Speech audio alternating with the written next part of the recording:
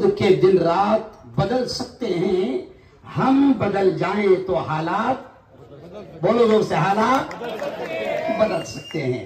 आज की इस बहुत ही पवित्र सभा में हमारे लीडर, हमारे रहनुमा थोरात साहब, मेरे बड़े भाई डॉक्टर उल्लास दादा पाटिल, बंटी भैया, श्याम भाऊ, सचिन भाई, हमारे उदय भाई,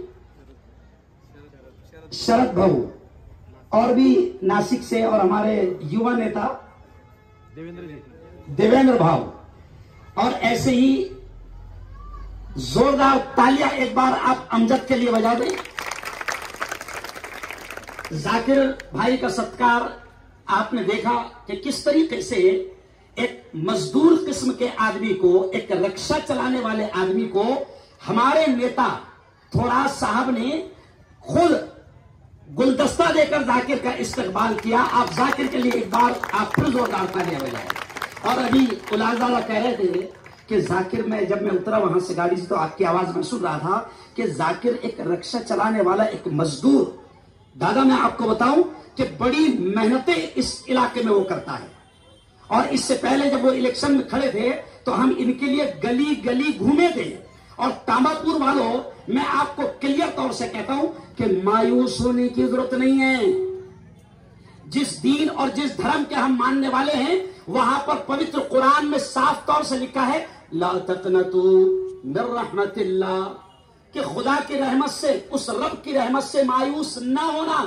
मैंने कहा ना कि दिल बदल सकते हैं, जज्बात बदल सकते हैं, मुल्क के फिक्र और ख्यालात बदल सकते हैं, और दौरे मौजूद के दिन रात बदल सकते हैं। हम बदल जाएं तो हालात बदल सकते हैं। हमें यकीन है दादा कि जब एक रक्षा वाला इस स्टेट का मुख्यमंत्री बन सकता है, तो क्या जाकिर रक्षा वाला हमारा नगर सेवक नहीं बन सकता है? अरे बोलो भाई, सही बात है कि नहीं? हमें पूरा यकीन है कि हालात, बोलो जोर से, हालात जरूर बोलो, हालात जरूर बदलेंगे। अच्छे दिन नहीं, मजा नहीं आया, अच्छे दिन आएंगे, बुरे दिन जाएंगे। आज ही आपको मालूम है कि पूरे मुल्क में 27-28 पार्टियों का एक महागठबंधन बना है, एक इत्तेहाद बना है, और उस इत्तेहाद का कितना प्यारा नाम है, इंडिया। अब जैसे ही हमारा नाम इंडिया रखा गया, हमारे बड़ों ने इंडिया नाम को चुना, और जब हमारे बड़ों ने नारा लगाया कि जुड़ेगा भारत तो जीतेगा इंडिया, तो अब कुछ पार्टियां बड़ी बौखला गई और हमारे नाम बदलने पे बात करने लगी। तो आज ही मैंने कैमरे के सामने ये बात कहा कि मोदी जी, हम इस प्यारे देश का नाम नहीं बदलेंगे, अब हमने तय कर लिया है कि हम तुमको नहीं बदलेंगे, है ना? अब इस देश का नाम हम बदलेंगे नहीं, बल्कि अब हमने तय कर लिया है कि जालिमों को हमको बदलना है, जुल्म करने वालों को हमको बदलना है, कातिलों को हमको बदलना है। वो लोग जो इस प्यारे देश में धर्म की घटिया किस्म की राजनीति कर रहे हैं, वो लोग जो मंदिर और मस्जिद में उलझा कर रख रहे हैं, वो लोग जो हिंदू मुस्लिम में उलझा कर रख रहे हैं, ऐसे तमाम लोग जिन्होंने इस मुल्क में नफरतों के बीज बोया है, आज आपको हमको सबको तय करना है कि इंशाअल्लाह उन जालिमों को 2024 में हम सबक सिखा कर रहेंगे। कहो इंशाअल्लाह।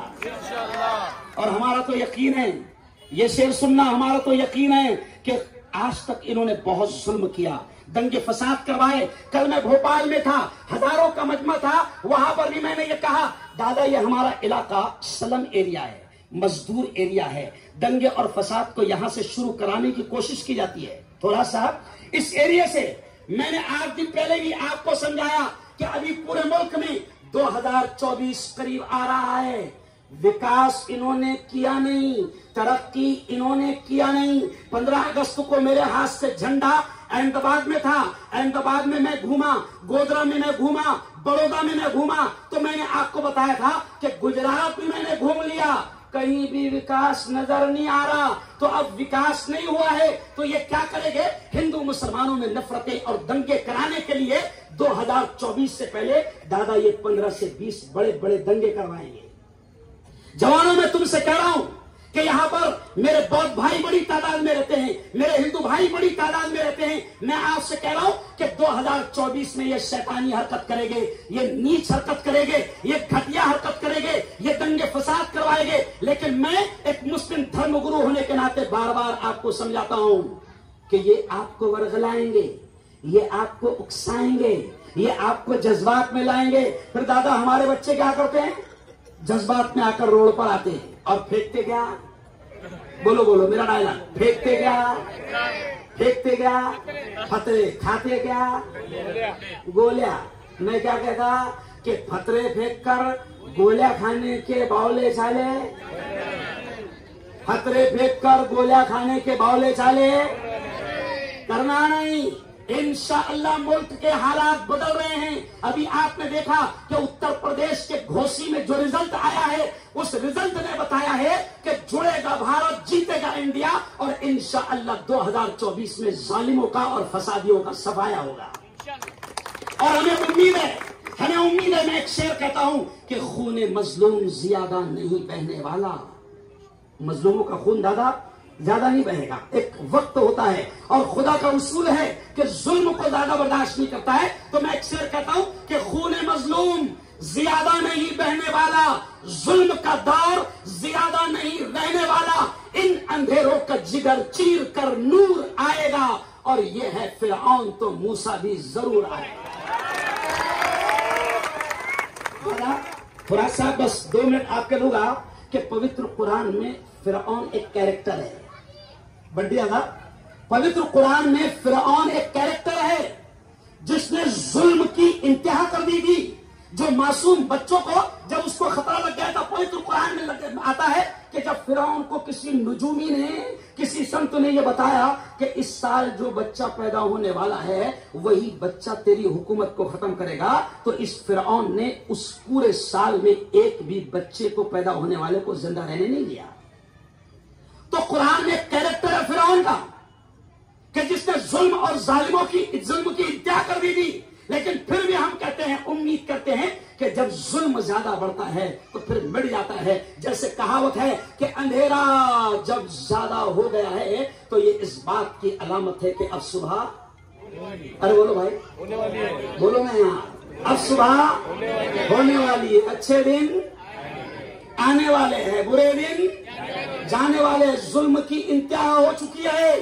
और आप देखें, मैंने इससे पहले भी कहा कि जो लोग 2013 में नारा लगाते थे महिला बचाओ का, बेटी बचाओ और बेटी पढ़ाओ, बेटी बचाओ और बेटी पढ़ाओ, उन जालिमों का हाल हमने अपनी आंखों से देखा कि 4 महीने से मणिपुर जल रहा है। ये शख्स अमेरिका गया, ये शख्स मिस्र गया, ये शख्स दुबई गया, लेकिन मणिपुर जाने को इसको वक्त नहीं मिला। इस जालिम को वक्त नहीं मिला मणिपुर जाने का, और मणिपुर पे बात करने को तैयार नहीं। आज मैंने आपको 8 दिन पहले कहा था कि मणिपुर में जो बेटियां जिनके साथ में दुष्कर्म हुआ, जिनको बरेना करके, नंगा करके घुमाया गया, रेप किया गया, मैंने कहा था कि मुफ्ती हारून उनके लिए भी आवाज उठाएगा, लड़ेगा, क्योंकि वो मेरी बहनें हैं। अब याद रखिए कि जुल्म को खत्म करना है, अत्याचार को खत्म करना है, बेरोजगारी को खत्म करना है, महंगाई को खत्म करना है, दंगे और फसाद को खत्म करना है, दुश्मनियों को खत्म करना है। तो फिर अब हमें कांग्रेस के हाथ से हाथ, बोलो, कांग्रेस के हाथ से हाथ मिलाना पड़ेगा। और आखिरी जुमला ये कहूंगा कि ये कांग्रेस वाले जनसंवाद यात्रा करके मोहब्बतों की दुकान खोल रहे हैं। हमारे लीडर राहुल गांधी ने 3,500-4 हजार किलोमीटर का पैदल सफर करके ये ऐलान किया कि नफरतों के इस बाजार में मैं मोहब्बत की दुकान खोलने जा रहा हूं। तो मैं आपसे कहता हूं कि पूरे इलाके में नफरतों के व्यापारियों को पनपने नहीं देना, हिंदू मुसलमानों में झगड़ा लगाने वालों को खड़े होने मत देना। आ जाओ, अब मुल्क की तकदीर बदलना है, और मुल्क की तकदीर अगर कोई बदल सकता है, मुल्क की, ये जुमले पर ध्यान देना, मुल्क की तकदीर अगर कोई बदल सकता है तो वो सिर्फ और सिर्फ सोनिया जी बदल सकती है, राहुल गांधी बदल सकते हैं, कांग्रेस बदल सकती है। इसलिए आपको कांग्रेस को मजबूत करना है। करेंगे? दोनों हाथ उठाकर मुझे बताओ कि अब हम जालिमों को खत्म करेंगे, जुल्म को खत्म करेंगे, अत्याचार को खत्म करेंगे, नाइंसाफी नाइंसाफी को खत्म करेंगे और मुल्क के रहने वाले हर शख्स की जिंदगी में विकास लाएंगे, तरक्की लाएंगे और नफरतों को खत्म करेंगे। इसी शेर पर मैं अपनी बात को खत्म करूंगा। मैं फिर पैगाम देकर जाता हूं क्योंकि मैं यहां का रहने वाला हूं, यहां के हालात को जानता हूं। तो फिर जवानों, हमारे लीडर थोड़ा साहब के सामने आपको पैगाम देकर जाता हूं कि लड़ाई झगड़ा नफरती दुश्मनियां किसी समस्या का हल नहीं है। मैं एक शेर कहता हूं, मेरे हिंदू भाइयों से भी कहता हूं कि हवेली झोपड़ी सबका मुकद्दर फूट जाएगा। हवेली झोपड़ी सबका मुकद्दर फूट जाएगा अगर ये साथ हिंदू और मुस्लिम छूट जाएगा। अरे दुआ करो ये प्यार के रिश्ते रहे कायम। ये रिश्ते टूट जाएंगे तो भारत टूट जाएगा। तो हमें एकता का, अमन का, शांति का माहौल बनाना है। बहुत बहुत बहुत बधाई जिन लोगों ने प्रोग्राम को सजाया। जाकिर, मुझे खबर भी नहीं थी भैया कि ये प्रोग्राम हो रहा है। मैं भोपाल में था, लेकिन मैंने यहां से गुजरते हुए देखा कि मेरे 3-3, 4-4 बड़े लीडर यहां पर नजर आ रहे हैं। तो पान टपरी वाले हमारे आरिफ भाई ने कहा, मुफ्ती साहब कांग्रेस का प्रोग्राम चल रहा, तुम किधर घूम रहे? मतलब उधर ही घुस रहा मैं, समझ लो। तो बहुत अच्छा प्रोग्राम आप लोगों ने सजाया, बहुत बहुत बधाई। हमें अपने लीडर को सुनना है।